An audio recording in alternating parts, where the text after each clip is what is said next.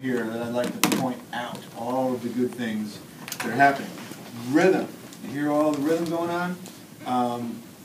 Jonathan, man, your chop has just really come a long way, and it just sounds great. You know. I'm getting there. I was like, oh no, my fingers aren't warmed up. I'm not getting these licks. Yeah. But you know, even still, what's happening is that your bow has got the rhythm. You know, you got that real strum kind of thing happening in your bow throughout the whole verses and intros where you're doing all that kind of stuff. That's really great. I mean, that's the most obvious thing that's working great. All us string players have to be aware of, like, when, sorry, what's your name? Ryan. Ryan. I didn't introduce him. That's good. Yeah. You didn't get to do your MC voice, man. You know. The great Ryan David Rose. So yeah, did you guys notice that when Ryan started off the tune with the, you know, just playing some rhythm, he was not just playing the guitar with his hands, was he? His knees were playing the guitar, his feet were playing the guitar, his hips, his shoulders, okay? He physicalized that rhythm. And you see guitar players do this all the time. And anytime we are playing rhythm stuff, you know, anytime we're playing a groove, whether it's a jazz or a rock or whatever it is, we need to do more of that. Okay? That's how you make stuff rhythmic, is by physicalizing it with your body and then getting that to come out of your strings. But it doesn't start in your strings and then sometimes get reflected in your body. It's completely opposite. It starts in your body and gets reflected in your strings. Okay? So let's try to, you know, all remember that when you're practicing this stuff, anytime you're doing groove-oriented stuff, especially if you feel like it's not grooving as well as it could, but even if you think you can't groove any better than you're grooving, you can, if you will liberate your body a little bit, okay? So, and this doesn't mean you've got to be able to dance like Michael Jackson. You just need to be able to free up your knees enough, you know, and your hip enough so that you can allow yourself to move rhythmically, okay? That's really, really important for any of this non-classical rhythmic stuff.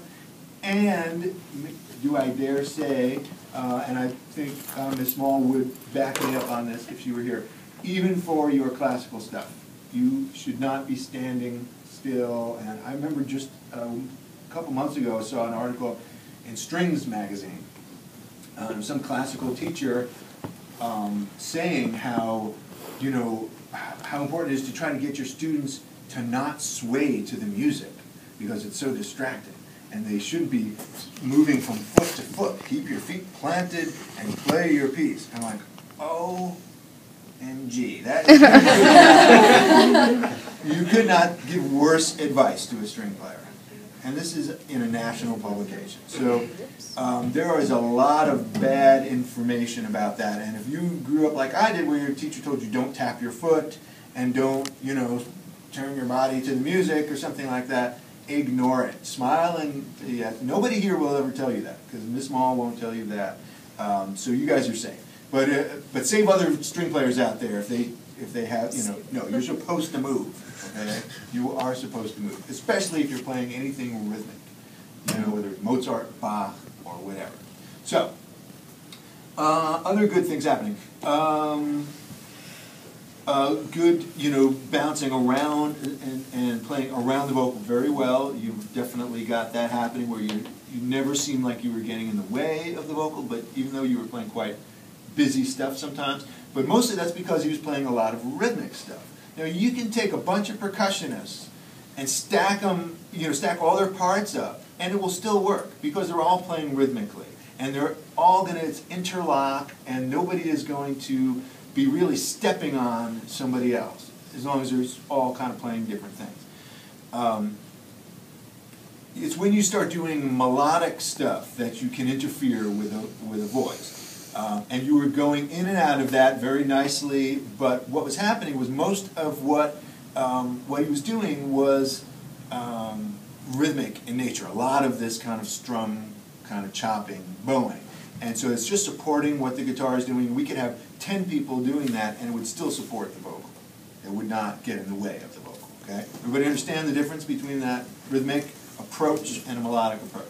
Okay, so now, the only thing that I would have loved to see you do maybe slightly differently is when there's the solo break, is to put it into a different gear a little bit, and to make your playing, first of all, a little louder, which I don't want you to force, but I see you moving your bow a lot and using quite a bit of bow, but sometimes it's not getting a lot of sound, you know? You like to play lightly, which is great. Yeah, airy. Yeah, and airy, and there's nothing wrong with that, but sometimes when it's time to do a lead, and you want a melody to kind of pop out a little bit, you need to do a little more of this focused kind of bowing that I was talking about before, which is just heavier, less bow.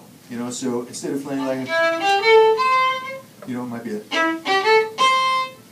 that kind of thing. I like to, you know, I don't think of it this way, but it ends up coming out sounding a little bit like a trumpet, right? Like the bowing attack that I was just doing there was kind of like that. Now, kind of da da ga ga kind of thing, rather than it's not a, you know, martelet again, as I was talking about before. You know, it's a heavy, kind of guttural, kind of meaty kind of stroke. You know what I mean? It's kind of beefy. It's not airy. So, and to go along with that kind of thing, when you start your solo, you started playing a line, and then you kind of went into this sort of thing. And I hear a lot of string players do this, and there's nothing wrong with it unless it's overused. And that is to sort of do this sort of off the beat kind of thing, like play the solo. Okay.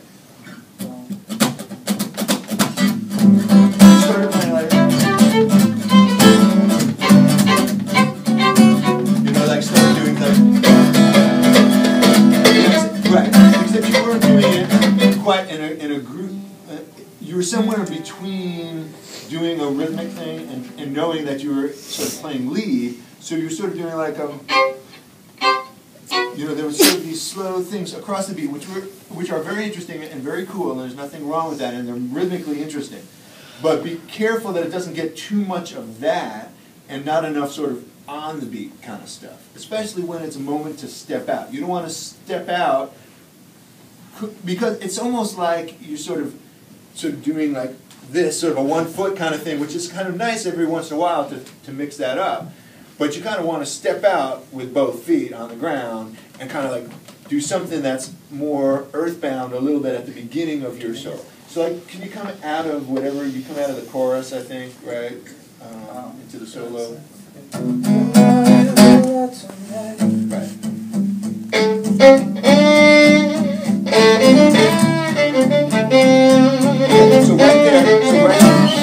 So right there you start going into sort of a rhythmic thing. Right? You see what I mean? So don't do that. Well, I'm not going to say don't, but resist the temptation to go there as much as you can. Okay? Try putting it kind of out there just a little bit more straightforward, and use that very, you know... All right, let's try it again. Tastefully, you know.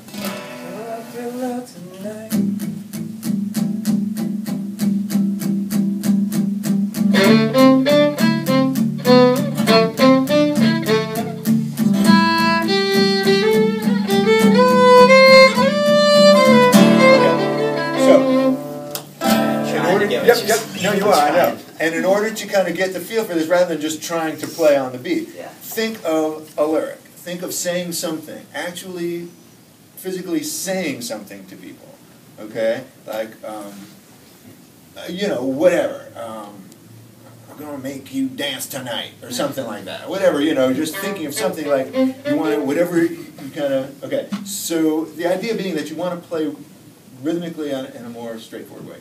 So just bring it into the solo.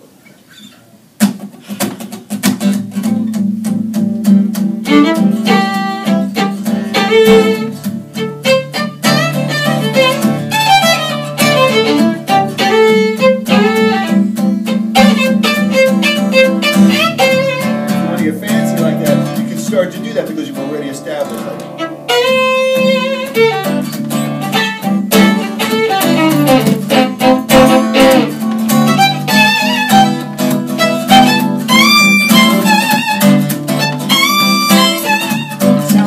something in mind that I'm saying. I have no idea what it is, but it sounds like I'm thinking of something, right? Because I'm going like, you know what I mean? If you had something you really wanted to tell people, you would do it with that sort of emphasis. That's the point that I'm trying to make. And whenever you're soloing in any tune, whether it's a jazz, whether it's a difficult jazz kind of thing like Kyle was doing, or whatever it is, always try to make every note that you play means something, okay? You don't have to fill up space just because there's a chord there and you're supposed to play over the chord. Now, as a student, you do, right? Because we're trying to teach you how to play over all these chords. But in reality, you can let a whole chord go by, for instance, and I'm thinking kind of Kyle's piece in this instance, without playing anything, you know, or with playing one note. The point being, when you're in terms of the lay listener who has no idea what the chords are, whatever's going on, what rhythm means, or any of that, what we're getting on a very visceral level from any performance is a communication. You know, this idea that I have to tell you something. And I think it was Miles who said something like, I never played a note I didn't mean. Don't just throw notes around for any reason. So that when you play them, there's a sense of, I gotta tell you this. You gotta hear what I'm saying. As if you were singing. Because if you had to make up lyrics and say something in that solo, you wouldn't say stuff you didn't mean, or you wouldn't just babble, you know. You would find something to say and say it. Even if it was just something real simple, you know. My shoes are too tight. I said my shoes are too tight. Whatever, you know, whatever you're going to come, you know, whatever you can think of to say. But you're going to say it and you're going to mean it. Okay? And it has to come across, and that's like, it's commitment. And I guess maybe it's on my mind because when I think of Michael Jackson, I think of total commitment. Okay? Because when he is on stage, he doesn't just move his hand over here. It's like, boom! It's like there is absolutely no other place in the universe that hand can go right now. You know, and it's just like, it's not like, you know, maybe here, maybe I'll put it sort of, you know, put my foot over here or something. No, it's like, right? You know, I mean, it's total commitment. You can see it in the percussive way that he moves his body. You can hear it in the percussive way he uses his voice. Right? It's there. You know, right? There's no doubt what he means. And that's the way every note that you play, you want to strive for that kind of total commitment to whatever you're doing. So if you're playing a blues, even if you're just playing don't just noodle around with a blues scale. Find a note that means something to you and play it for all it's worth.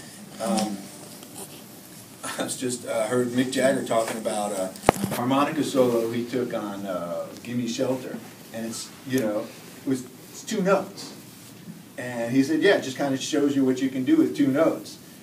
He goes, it turns out I was only using those two notes because the harmonica was in the wrong key, so for that song, so it was the only two notes that worked. But it just goes to show you what you can do with two notes, and it's a good point. So you don't need to play a ton of notes, but you do need to play like you mean it whenever you pick up your instrument. So, nice job, guys.